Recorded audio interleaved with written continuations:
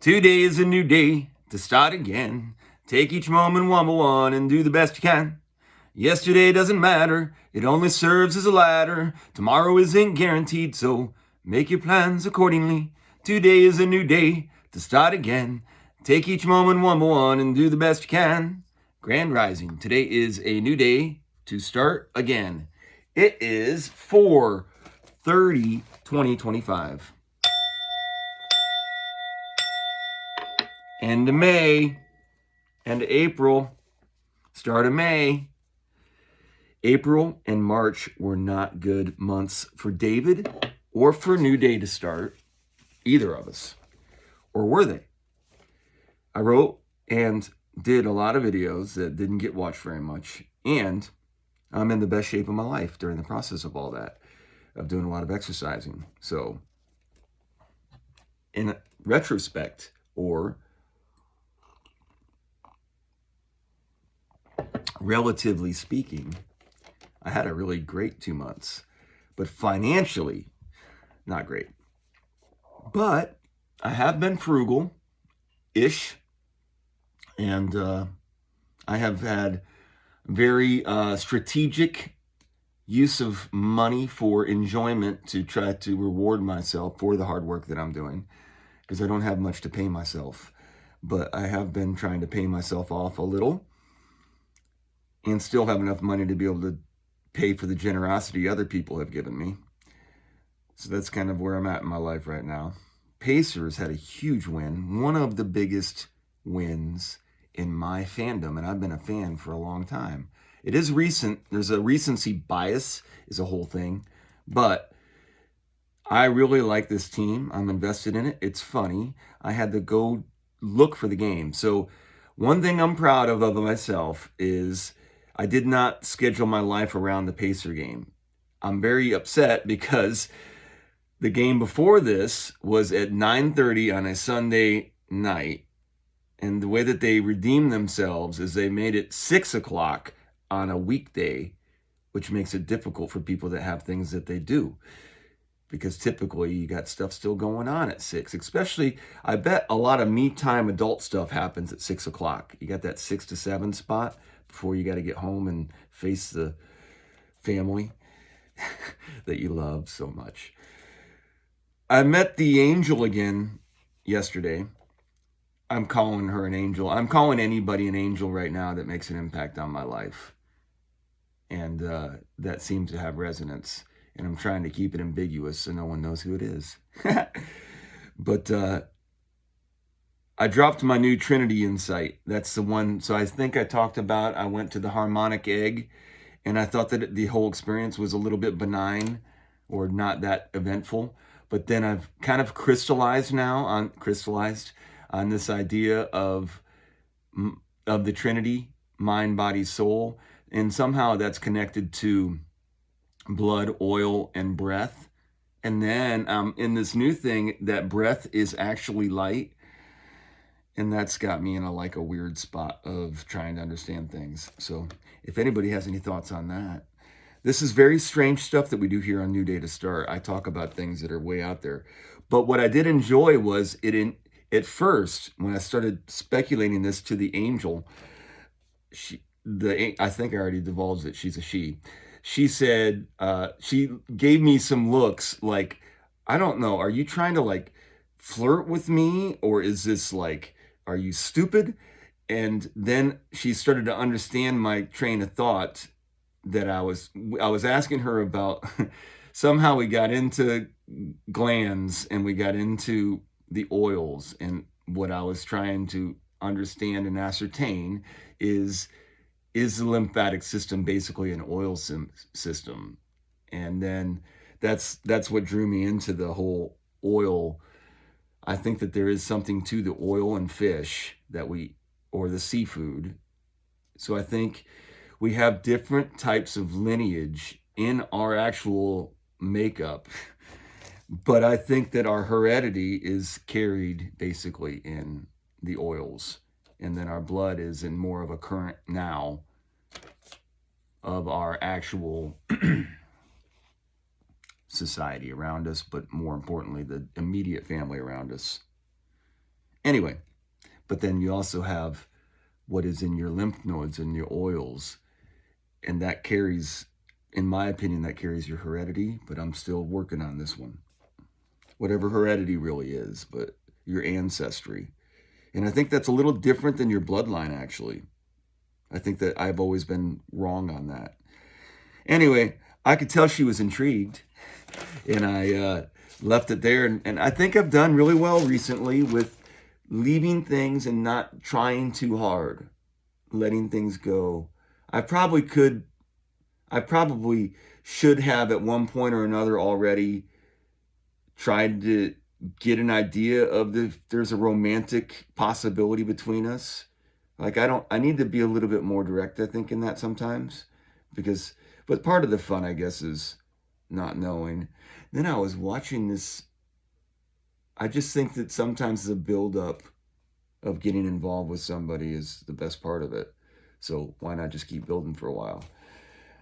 Anyways, life could be long here. I'm looking at another 50 years as my new goal. I'm actually thinking 120 now. I'm pretty confident. I think I can get to 100. So now I'm like, but could I have I done so much damage in my first 50 that I can't get another 20 out of my, because peak condition, I think the United States of America human body is designed to last 120 at max. So that means you can go a little longer than 120. And a lot of people I talk to would say I wouldn't want to do that. I kind of want to see how this show plays out personally. I don't even have to do much. I can kind of just sit over here and just watch because it's going to get exciting. I'm pretty excited about it. Anyways, I'm going to take her as she comes moving forward. I wouldn't say I'm excited, but I'm intrigued.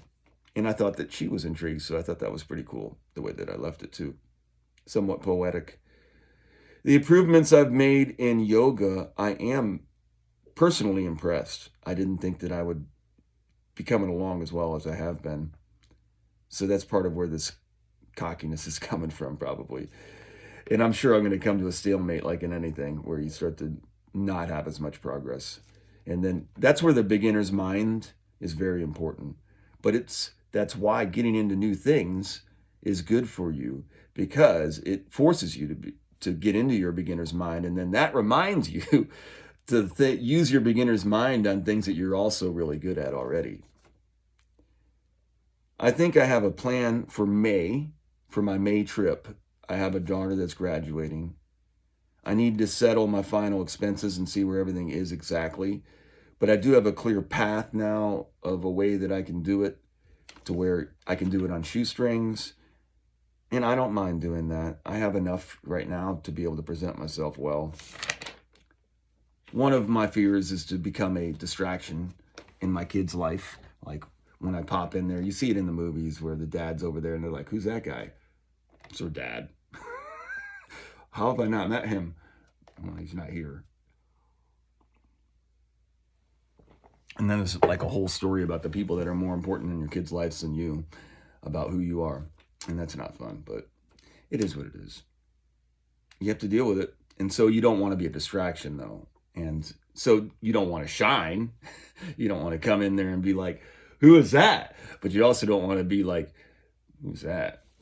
So you just want to be somewhere in the middle and find your way through. And your kid just wants to see you there, I guess. That's what they say. One of the things that routinely makes me sad is that fathers have kind of lost their voice, but it has already been passed to our children, because these young men that I see so far, now I'm in the YMCA, don't get me wrong, it's where I'm spending a lot of my time, is in the YMCA. So I'm seeing these young men that are like trying to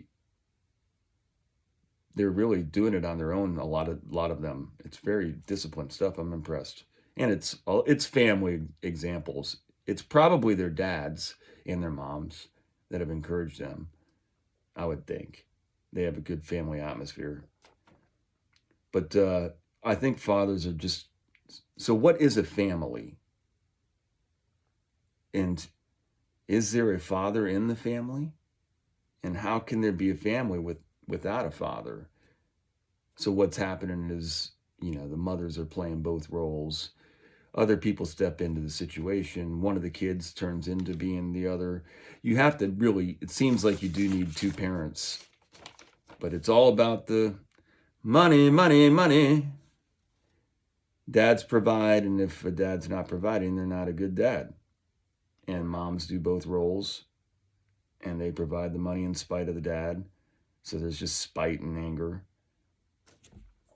The men contribute financially, but I mean, that's what their main gauge is obviously how much time they spend with their kids, but also how much do they contribute financially to the kids? Do they provide for their children? And if they're not providing for their children, then, well, I mean, they should. There's a lot of people that have a lot of things to say about a man that doesn't provide for his children. So that's kind of where I ride, and it's tough. You don't have a lot of credibility. And what does provide for your children mean now? It means really education for your kids. That's what people say whenever they're saying, do you provide for your children? Are you providing a stable education, providing the framework for them to follow the American dream, giving them healthy food, providing them healthy food, a roof over their head so that they don't have to worry about whether they have somewhere to stay, so they can concentrate on their education, a ride to school and back so that they can get their education, help with their homework, which is part of their education, and approve of the boy at the doorstep, like you're the one that's supposed to be approving of the children that they have. And then, so then it's like, where's dad? Well, he's not here.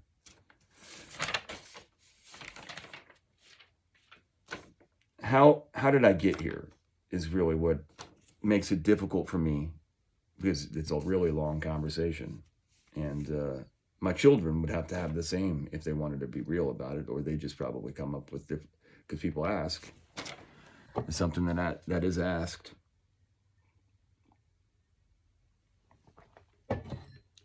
If I was him, that's what you'll hear, or when people talk about it, or it must be, or he must be, or this must be. When I show up, where should I stand? Where should I sleep? Who should I be? When everyone sees my daughter's beauty, I want to hide so that she can shine. But I do want to be there, but I am not. So I need to find my way in. And you don't really want to be, with the shirt on your back. I gave that away, by the way. But I am always there, whether I am or not. So you just try to present yourself. I blend well.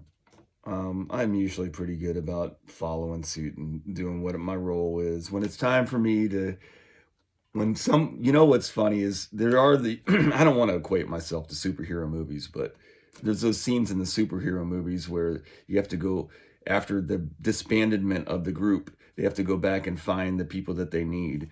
And the people, I'm like that. If somebody had to go, where's Clark?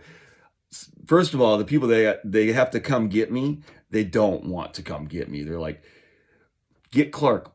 And they're like, I don't want to go get Clark. And they're like, we're going to need Clark. And they're like, dude, last time I saw him, we got to go get him. We need him. And I'm standing over there, just not even paying Clark. And I'm like, oh, hi. Did you need something? But I don't really have anything. I do think I'm onto something with this Trinity thing. I think I'm getting better at the no crying. I've cried a lot. I have cried a lot more than I ever thought I would cry.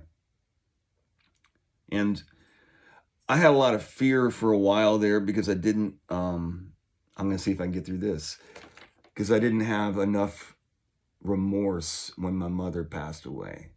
It was a really difficult, weird time in my life. And then I had a niece that passed away right after that. And I had a gush of emotion in public setting that I couldn't stop. And I had some embarrassment for that. I think that's part of where this shine thing comes from, where I definitely don't want to be, like, I felt like I was like drawing attention to myself and I couldn't stop. And it was an awful feeling, actually, because I had a mother mourning and father mourning, and I'm in the middle of a crying session. So I have a lot. I think that's, wow. I'm sorry about that, guys. Anyways, it's not repression. Fears and tears are strange. Crying is strange. And I think laughing is very strange. And I haven't looked into that much. So that's going to be a new. What's crazy about me now is I hated biology, but now I want to look at what the biological, and I think the best thing we could start saying is explanations are for, or labels are for. If I knew that from the beginning, I think I would have had an easier job with it. I think part of the thing I thought when I was looking at all this stuff was, this looks like bullshit to me. If they would have told me these are just labels and they're not really, we don't know any of this shit for the most, they do kind of with the cell. I mean, they can see the anything that you can see like with a regular microscope, or anything that you can see with like a regular telescope. Those things you can observe like with the naked eye. Anything that gets beyond that, that gets into this digital signal type programming thing, it's a different type of thing for me. And in fact, even taking away the microscope and the lens, the naked eye, everything has a lens effect. But I do want to get into the biology. Anyways, it's a whole new adventure for me. I am starting something new today. I have no idea what's going to happen. It's something that I've done in my life and had a lot of success at. I really have a lot of different avenues that I want to go down right now. There's a lot of different ways that I feel like I could go. I do truly think I have a great deal of talent that I can use. And if I want to give, that's what I want to do. So I need to find ways to do that. But I do need to make money, which it just keeps circling back to. And so I'm trying to figure out a way to do that in alignment with what I'm trying to do as well. It's tricky. It's a lot trickier than it sounds. I'm telling you, it is. But I'm looking forward to it. I watched that movie, Max Dugan Returns, yesterday after I did my video. I cried. I think that movie is really just a really heartwarming movie. And the actress, and I don't even know who she is, she's, as my mom would say, she's cute as a button. So if you have not seen Max Dugan Returns, I don't care who you are. I'm not saying it has anything to do with my life. I just think, and Matthew Broderick in that movie is just really, he does a great job. And then I forget what the old guy's name is, but he's cool. There's some cheesy moments. Don't get me wrong. There's a few cheesy moments where you're just like, but you just kind of push through those. So every once in a while, I get to sample a little bit of nostalgia and something from my past that makes me remember that it wasn't all that bad. Some of it was pretty great. And MTV, some of that was pretty cool. I remember watching Thriller on my TV with my brother's friends when it premiered. Like I saw the premiere of Dun Dun Dun Thriller. It was pretty cool. Memories. They're helpful. They help you. They're like wind in your sail. Have a great day. Do great. Be great. Be grateful. Kept it under 20.